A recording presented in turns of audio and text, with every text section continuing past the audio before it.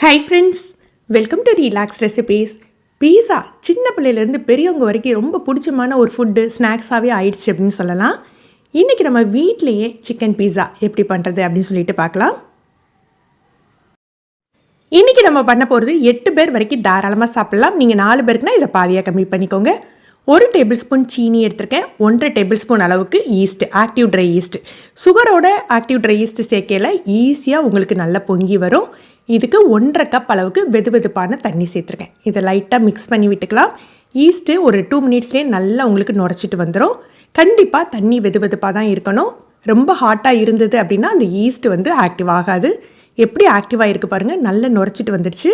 இப்போ 1/2 டீஸ்பூன் உப்பு, அதோட ஒரு 2 டேபிள் ஸ்பூன் அளவுக்கு ஆலிவ் ஆயில் சேர்த்துக்கலாம். ஆலிவ் ஆயில் இல்லாட்டி நார்மல் குக்கிங் ஆயில் சேர்த்துக்கோங்க. அப்புறம் இதுலேயே மாவுலேயே பீஸா சீசனிங் சேர்க்கையில் பார்த்தீங்கன்னா மாவு ரொம்ப ஃப்ளேவர்ஃபுல்லாக இருக்குங்க. நான் ஒரு 2 டீஸ்பூன் அளவுக்கு பீஸா சீசனிங் சேர்த்துருக்கேன். எந்த பிராண்ட் வேணாலும் நீங்கள் சேர்த்துக்கலாம். இது இல்லாட்டி பரவாயில்ல, ஆரிகனோ சில்லி ஃப்ளேக்ஸ் 2 சேர்த்துக்கோங்க. இதோட 4 கப் அளவுக்கு மைதா மாவு சேர்த்துக்கிறேன். நம்ம ஆயில் சேர்த்து தண்ணி சேர்க்குறதுக்கு 4 கப் மைதா மாவு கரெக்டாக இருக்கும். இதை நல்லா மிக்ஸ் பண்ணி பிசைஞ்சு விட்டுக்கலாம்.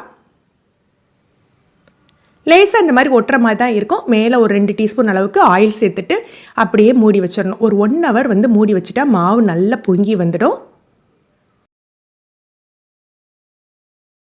1/2 கிலோ அளவுக்கு போன்லெஸ் சிக்கன், இதை சின்ன சின்ன பீஸாக கட் பண்ணி எடுத்துக்கலாம். இந்த பீஸாவுக்கு பார்த்தீங்கன்னா நீங்கள் சிக்கன் ஃப்ரை பண்ணி கூட வைக்கலாம். ஆனால் நான் சிக்கன் டிக்கா பண்ணி வைப்பேன். இது ரொம்ப டேஸ்ட்டாக இருக்குங்க. நீங்களும் ட்ரை பண்ணி பாருங்கள். இதில் 1 டீஸ்பூன் உப்பு சேர்த்துருக்கேன். ஒரு 1.5 டீஸ்பூன் அளவுக்கு மிளகாய்த்தூள் சேர்த்துக்கலாம். உங்கள் காரத்துக்கு தகுந்தாப்பில் சேர்த்துக்கோங்க. சின்ன பிள்ளைங்களுக்கு கொடுப்பீங்கன்னா காரம் கம்மியாக கூட போட்டுக்கலாம். ஒரு 2 டேபிள் ஸ்பூன் அளவுக்கு மல்லித்தூள் சேர்த்துருக்கேன். 1 டீஸ்பூன் அளவுக்கு கரம் மசாலா, நான் பட்டை கிராம்பு ஏலக்காய் வீட்டில் திரிச்சு வச்சுருப்பேன், அந்த தூள் தான் சேர்த்துக்கிறேன். கடை கரம் மசாலானா உங்களுக்கு ஃப்ளேவருக்கு தகுந்தாப்பில் சேர்த்துக்கோங்க. ஒரு 1/2 மூடி எலுமிச்சம்பழம் பிழிஞ்சிக்கலாம். இதில் ஒரு 2 டேபிள் ஸ்பூன் அளவுக்கு ஆயில் சேர்த்துக்கணும். எப்போதுமே போன்லெஸ் பீஸில் உங்களுக்கு கொழுப்பு இருக்காது. அதனால் கொஞ்சம் அந்த டேஸ்ட் குறையிற மாதிரி இருக்கும். நீங்கள் அதனால் எண்ணெய் சேர்த்துக்கோங்க. ஒரு 1.5 டேபிள் ஸ்பூன் அளவுக்கு இஞ்சி பூண்டு பேஸ்ட்டு, 1/2 டீஸ்பூன் மிளகுத்தூள், மிளகாய்த்தூளெல்லாம் நம்ம காரத்துக்கு தகுந்தாப்பில் சேர்த்துக்கலாம். இதை நல்லா மிக்ஸ் பண்ணி விட்டுறணும்.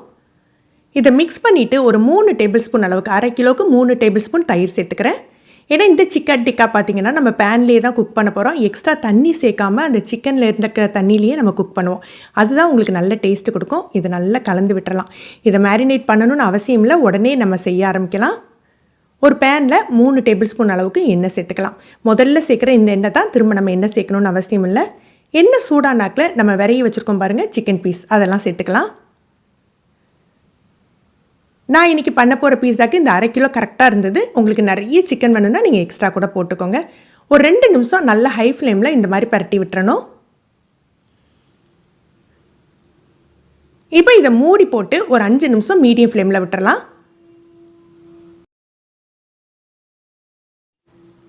5 மினிட்ஸ் கழித்து ஓப்பன் பண்ணியில் பாருங்கள், அது சிக்கன்லேருந்து ரிலீஸ் ஆன தண்ணி, நம்ம சேர்த்துருக்க தயிர் எல்லாமே இந்த அளவுக்கு தண்ணி இருக்கும். இந்த தண்ணியிலேயே தான் சிக்கன் குக் ஆகணும். இதை நல்லா ஒரு தடவை பரட்டி விட்டுட்டு மூடி வச்சிடலாம். ஒரு 5 to 7 மினிட்ஸ் இதிலேயே இருக்கட்டும். நடுவில் வேணால் நீங்கள் திறந்து ஒரு தடவை கிளறி விட்டுக்கோங்க. ஒரு 5 மினிட்ஸ் கழித்து பார்த்தீங்கன்னா தண்ணியெல்லாம் வற்றிருக்கும். தண்ணி இல்லாமல் இப்படி இருக்கும். இதுக்கப்புறம் நம்ம மூடி போடக்கூடாது.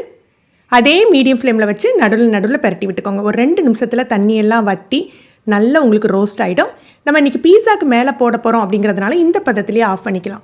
இதுவே நீங்கள் தனியாக சிக்கன் டிக்காவாக சாப்பிட போகிறீங்க அப்படின்னா இன்னும் கொஞ்சம் அந்த ரெட் கலர் வர்ற மாதிரி நம்ம பரட்டி விட்டு எடுக்கலாம். நான் இன்றைக்கி பீஸாவில் கொஞ்சம் கார்ன் சேர்த்துக்க போகிறேன். 1 கப் அளவுக்கு ஃப்ரோசன் கார்ன் தான் எடுத்திருக்கேன். 2 கப் தண்ணியில் இதை சேர்த்துட்டு ஒரு 1/4 டீஸ்பூன் அளவுக்கு உப்பு சேர்த்து ஒரு 5 மினிட்ஸ் கொதிக்க விட்டு எடுத்தால் போதும், கார்ன் ரெடி ஆகிடும்.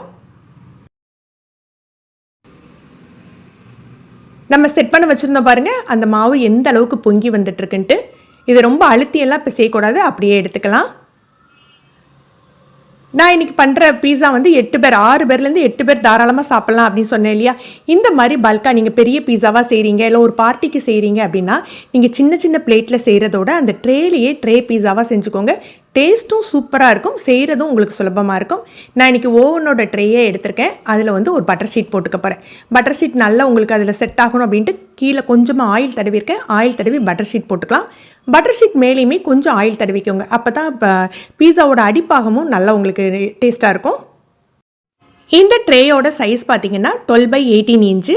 இது என்னோட ஓவனோட அட்டாச்சாக வந்தது. இப்போ மாவை ஸ்ப்ரெட் பண்ணிக்கலாம். கொஞ்சமாக மைதா தூவி ஸ்ப்ரெட் பண்ணிக்கிறேன். மைதாக்கு பதிலாக நீங்கள் கார்ன் ரவை, அதாவது இந்த சோள ரவை இருக்கும் பாருங்கள், அது கிடச்சிதுன்னா நீங்கள் அதை யூஸ் பண்ணி ஸ்ப்ரெட் பண்ணிக்கிட்டீங்க. அதை தூவி தூவி ஸ்ப்ரெட் பண்ணிங்கன்னா நல்லா உங்களுக்கு பீஸா வந்து ஒரு கிறிஸ்பியாக நல்ல டேஸ்டியாக வரும். இது அப்படியே அந்த ட்ரேக்கு மாற்றிக்கலாம். மாற்றிட்டு அந்த ட்ரே ஃபுல்லாக நல்லா ஸ்ப்ரெட் பண்ணி விட்டுக்கலாம். ஓரங்களை இந்த மாதிரி தூக்குன மாதிரி பண்ணிக்கிட்டீங்க அப்படின்னா அந்த பீஸாவோட க்ரஸ்ட்டு ரொம்ப டேஸ்ட்டாக இருக்கும், நல்லாவும் உங்களுக்கு வந்து கிடைக்கும். ஓவனை இந்த ஸ்டேஜில் நம்ம சூடு பண்ணிக்கலாம். இருக்கிறதுலே ஹையஸ்ட் டிகிரியில் வச்சுக்கோங்க, பேக் மோடு வச்சுக்கோங்க. இப்போ தேவையான எல்லாமே எடுத்து வச்சாச்சு. பீஸா பேஸ் ரெடி ஆகிடுச்சு. நான் யூஸ் பண்ணுறது ரெடிமேட் பீஸா சாஸ் தான் யூஸ் பண்ணியிருக்கேன். உங்களுக்கு இதோட ரெசிபி வேணால் சொல்லுங்கள், நான் போடுறேன். கார்னு, மோசரல்லா சீஸ், அப்புறம் சிக்கன் டிக்கா, பேனில் பண்ண டிக்கா, அப்புறம் ஆலிவ்ஸ் எடுத்து வச்சுருக்கேன். வெஜிடபிள்ஸ் பார்த்தீங்கன்னா கேப்சிகம், டொமேட்டோ, ஆனியன் 3 எடுத்து வச்சுருக்கேன்.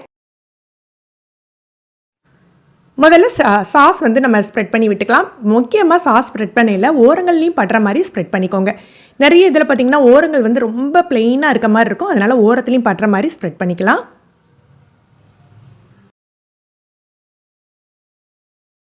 நான் எப்போதுமே கொஞ்சமாக வெஜிடபிள்ஸ் போட்டுட்டு அதுக்கப்புறம் சீஸ் போட்டு அதுக்கு மேலே நிறைய வெஜ்ஜீஸ் போடுவேன். இதுதான் என்னோடய வழக்கம். நம்ம இது இஷ்டத்துக்கு தகுந்தாப்பில் நம்ம ஸ்ப்ரெட் பண்ணிக்கலாம். இல்லை சீஸை டேரெக்டாக போட்டு அதுக்கு மேலே மட்டும் வெஜ்ஜீஸ் போட்டுக்கலாம். வெஜிடபிள் பார்த்தீங்கன்னா ஆனியனை ஸ்கொயராக கட் பண்ணிவிட்டு ஒவ்வொரு இதெல்லாம் பிரித்து எடுத்து வச்சுக்கோங்க.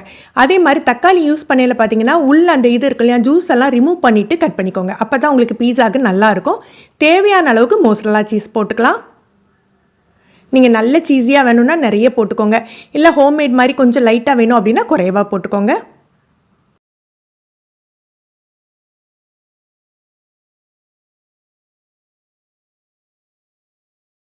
இப்போ தேவையான வெஜிடபிள்ஸு, சிக்கன் எந்த அளவுக்கு தேவையோ அந்த அளவுக்கு நம்ம போட்டுக்கலாம்.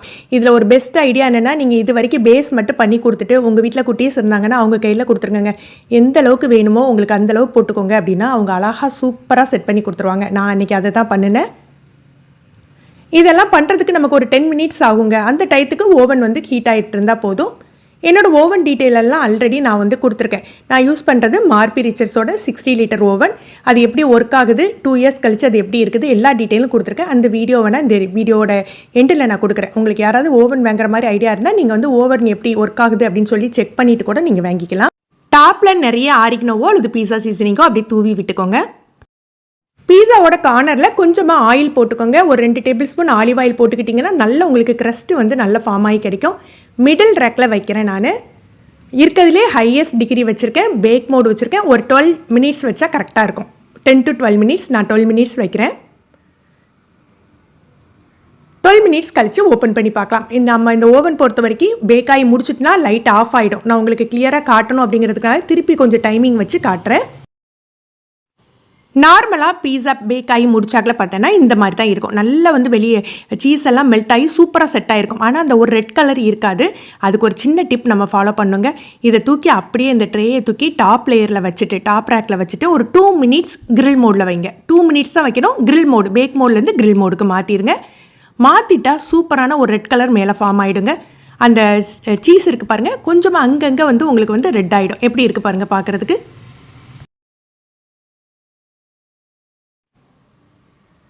இப்போ நம்ம இதை கட் பண்ணிக்கலாம். நான் இன்றைக்கி வந்து கிட்ஸுக்கு கொடுக்கறதுனால நான் வந்து பேக் பண்ணுறதுக்கு முன்னால் சில்லி ஃப்ளேக்ஸ் எதுவுமே தூவலை. நீங்கள் வந்து பெரிய ஆட்கள் தான் சாப்பிடுவீங்க, நல்ல ஸ்பைஸியாக வேணும்னா பேக் பண்ணுறதுக்கு முன்னாலேயே கூட நீங்கள் சில்லி ஃப்ளேக்ஸ் தூவிட்டு அதுக்கப்புறம் பேக் பண்ணிக்கலாம். இந்த மாதிரி பேக் பண்ணிக்கிட்டீங்க அப்படின்னா நம்ம தேவைக்கு தகுந்தால மேலே தூவிக்கலாம். இன்றைக்கி ஓவன் வச்சு நம்ம பீஸா பண்ணோம். உங்களுக்கு வேணும்னா நீங்கள் கமெண்ட் பண்ணுங்கள். நான் உங்களுக்கு வந்து ஸ்டவ் டாப்பில் எப்படி பீஸா பண்ணுறது அப்படிங்கிற வீடியோ போடுறேன். பீஸா ரெடி ஆகிடுச்சு. இனி என்ன கட் பண்ணி சாப்பிட வேண்டியதான். நீங்களும் இதே அளவுகளோட இதே டிப்ஸை ஃபாலோ பண்ணி ட்ரை பண்ணி பாருங்கள். பர்ஃபெக்டாக வருங்க. உங்களுக்கு இந்த வீடியோ யூஸ்ஃபுல்லாக தோணுச்சுன்னா லைக் பண்ணி ஷேர் பண்ணுங்கள். ஃபஸ்ட் டைம் நம்ம சேனல் பார்க்குறீங்கன்னா ரிலாக்ஸ் ரெசிபி சப்ஸ்கிரைப் பண்ணிக்கோங்க. கீழே இருக்க பெல் பட்டனில் நீங்கள் ஆல்ங்கிற ஆப்ஷன் செலக்ட் பண்ணி வச்சுக்கிட்டிங்கன்னா நம்ம சேனலில் வீடியோக்கள் போட்ட உடனே உங்களுக்கு நோட்டிஃபிகேஷன் கிடைக்கும். தேங்க்யூ.